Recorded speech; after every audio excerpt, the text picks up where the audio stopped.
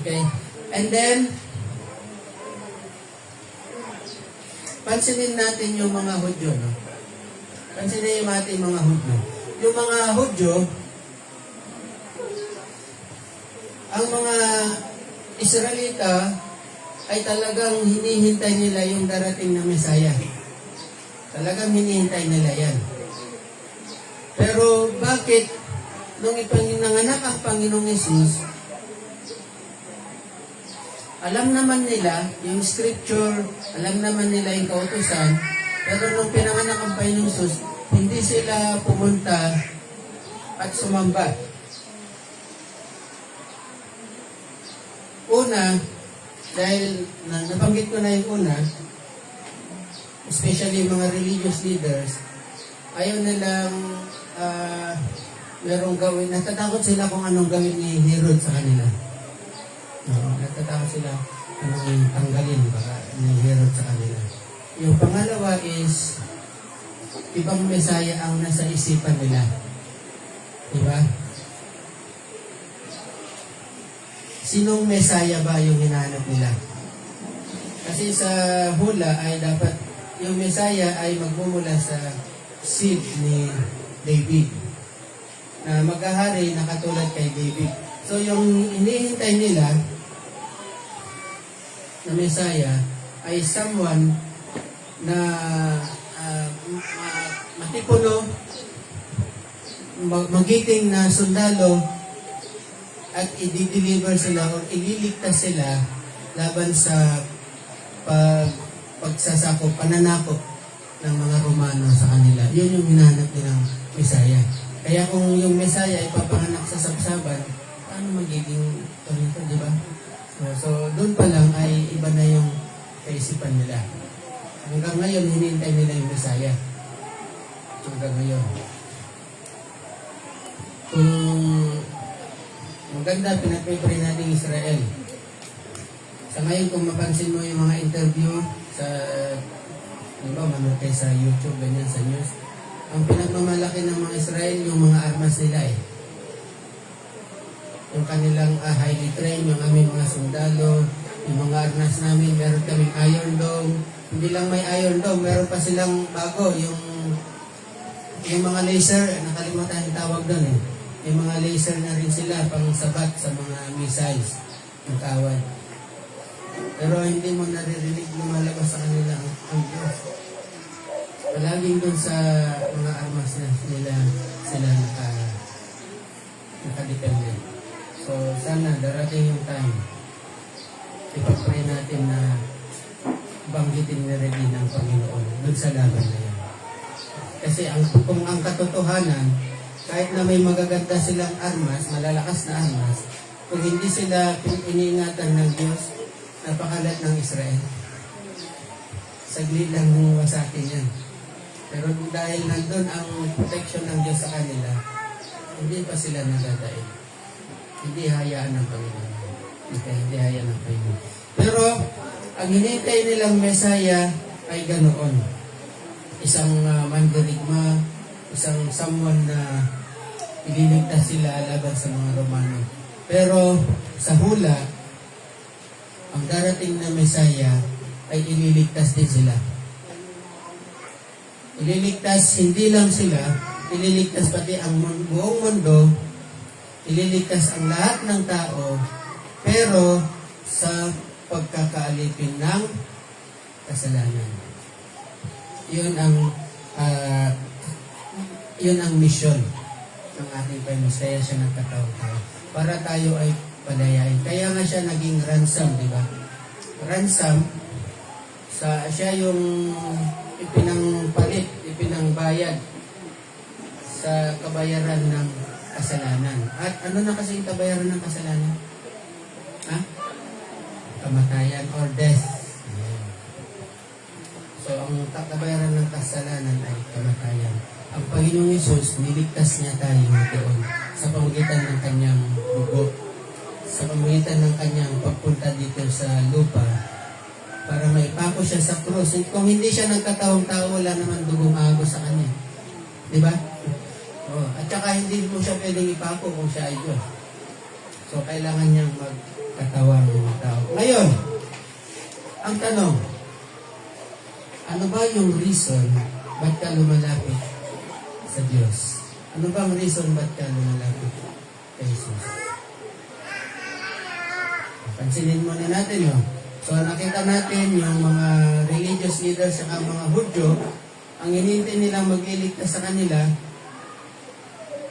ay yung Messiah na katulad kay King David na palalayan sila sa mga Romano. Okay? Pero yung mga pantas, nung makita nila ang Panginoong Jesus, balikan natin yun.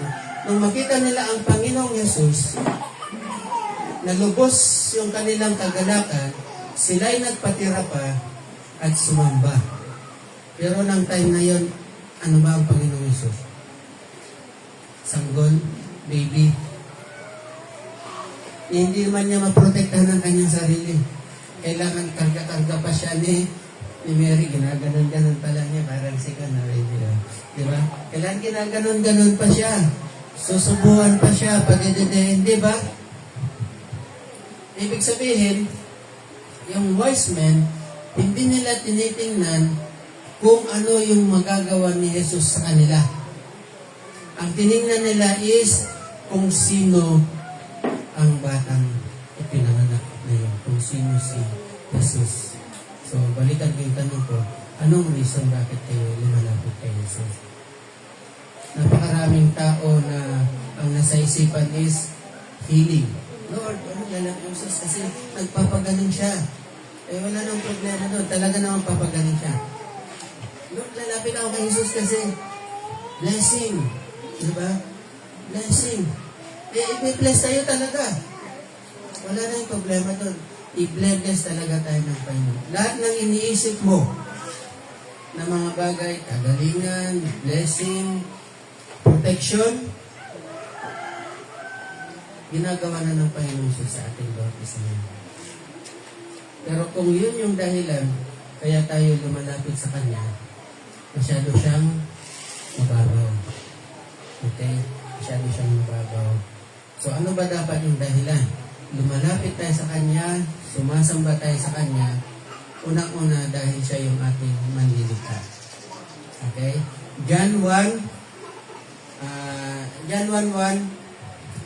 in the beginning was the Word, kasama ng Diyos ang salita, at ang salita ng Diyos ay ang salita ay Diyos, at walang nalikha maliban sa Kanya. Walang lumabas dito nilikha maliban sa Kanya. So, sasamba tayo sa Kanya, itataas natin siya dahil unang-una siya yung ating manlilikha. Bakit may alaga kang aso, di ba? May malaga kang aso, tapos makita mo yung aso. Makita ka niya, at talagang gaganon niya, sasalubungin ka niya ng todo-todo.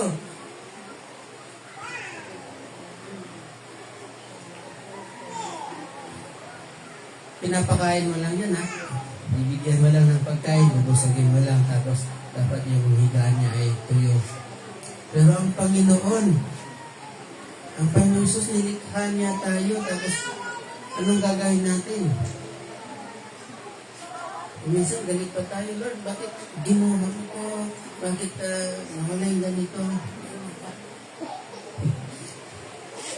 Hindi lang natin alam, pagdating sa langit, nandun na yung mahal natin, nauna na sa atin. Nauna na pala sa atin, ha? Kahit siya na pala na nanalagay para sa atin. Diba? And then, ano ba siya? So, yung ginawa ng mga wise man, ng mga magi, masasabi ko, ito ay siyang tunay, pure na pagsamba.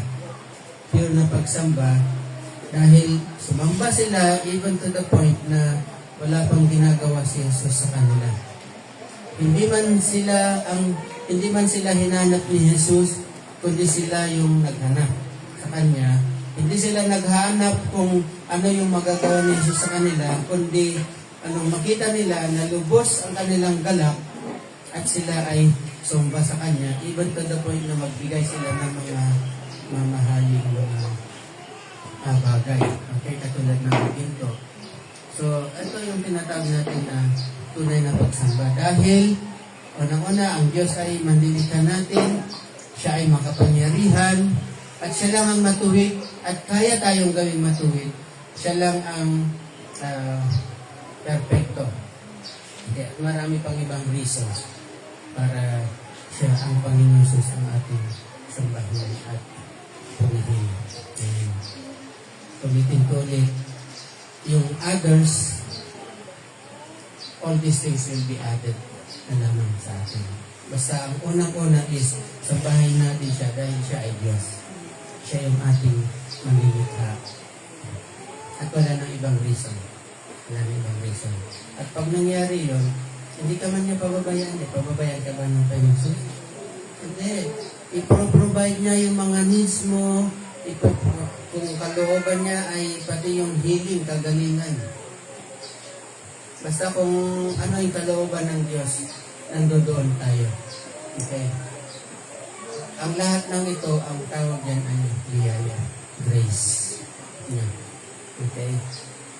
So, huwag tayong maglamig, huwag tayong manghinawa. Bagkus, pag nagturi tayo, pati sa paglilingkod, kumanta ka dito, tumugtog ka dito, dahil ang Diyos ay Diyos. Okay? Hindi dahil sa, sige nga, kakanta ako para sa Kanya. Tutulungan niya ako sa pag-aaral ko. Makaka-perfect ako sa exam. Okay? Tama? Hindi rin. Pag hindi ka pa rin nag-review, kahit lubot ka sa balatong, o kahit magpinitensya ka, pag hindi ka nag-review, hindi ka makaka-perfect sa exam. Amen ba? Yes. Oo. So, sasamba tayo sa Panginoon dahil siya ang Diyos natin, siya ang manlilikha natin, at siya ang nagligtas sa atin. That's the pure worship. At kung nandoon tayo, talagang willing tayong sumamba, and then willing din tayo na ibigay yung mga precious na mga bagay sa atin. So, yung ating pagbibigay, kasama na rin dyan. Amen ba? Hindi natin matatapos lahat itong chapter 2.